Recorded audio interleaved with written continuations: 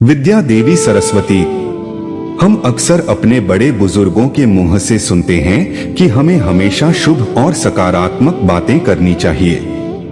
बड़े बुजुर्ग कहते हैं कि किसी भी मनुष्य को अपशब्द और नकारात्मक बातें नहीं करनी चाहिए, क्योंकि क्या पता उस समय उनके मुंह पर मां सरस्वती विराजमान हो और वह नकारात्मक बातें सच हो जाएं। आइए जानते हैं कि क्या ऐसा सच में संभव होता है।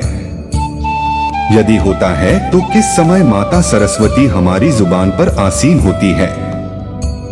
यह बात केवल कोरी कल्पना नहीं है और ऐसा वास्तव में देखा गया है। जैसा कि हम सभी जानते हैं, माता सरस्वती बुद्धि, ज्ञान और विवेक की देवी है। वह शब्द की माधुर्य और ज्ञानवती है।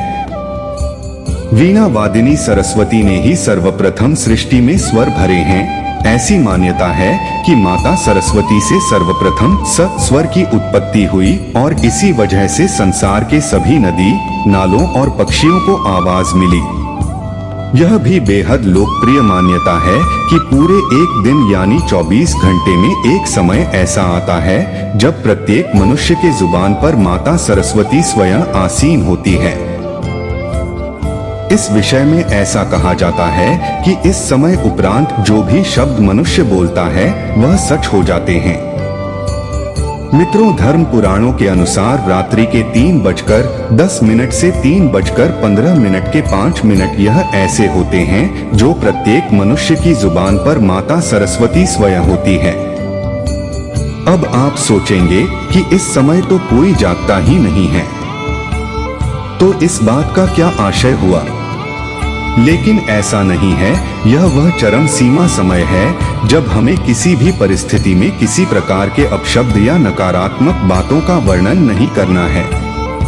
लेकिन इसका असर प्रातः काल तक रहता है, इसलिए आपको प्रातःकालीन यानी कि सूर्योदय से पहले और सूर्योदय के कुछ समय बाद भी किसी प्रकार के एक शब्द या नकारात्मक बातों का वर्णन नहीं करना है।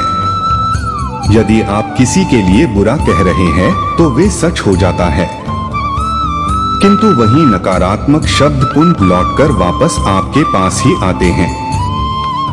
यदि आप इस समय के उपरांत बिना कुछ इच्छा के मां सरस्वती का स्मरण कर ले तो मां सरस्वती अत्यधिक प्रसन्न होकर आपको शुभ कार्यों के लिए आशीर्वाद देकर जाती है। इस समय के उपरांत बहुत से पंडित ऋषिमुनि यज्ञ कर रहे होते हैं। यज्ञ के दौरान ऋषिमुनि जिस भी देवता का आवाहन करते हैं वे प्रकट हो जाते हैं। तो यदि आप भी मां सरस्वती का आशीर्वाद चाहते हैं तो बताए गए समय पर उनको याद करें और मनवांछित फल की प्राप्ति करें।